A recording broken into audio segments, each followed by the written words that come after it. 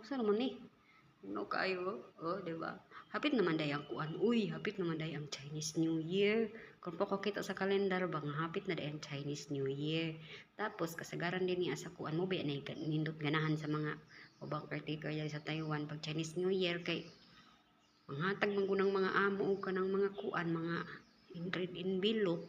Tapos na yung mga sulod ng kwarta, ana, depende ra pugol sa amo kuan galantig ay mohatag kinaman gyud mga amo dinhi sa Taiwan nga galantig gid sila mohatag guys. Ay kanang kuan gani kana ganing dinagko ang ilang hatag usahay makadawat sila gud og kanang kuan kanang halos katunga sa ilang sweldo.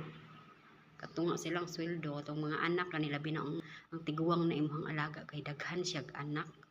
Tapos iyang mga anak tanan anak sa tigulang kay mohatag sa imuha nga caretaker sa tigulang sa ilang inahan o sa ilang umahan o sa ilang ginikanan ba na mohatag sila og kanang regalo sa imuha ana nga kuan panahon Chinese New Year. Matigom na siya maabot na siya halos kuan kanang katunga sa imong sweldo mo nang ganahan ang uban ha wala ko'y appeal kay wala ko'y appeal kay di man ko ganahan og Chinese New Year kay daghan kaayong mga tao diri sa balay samok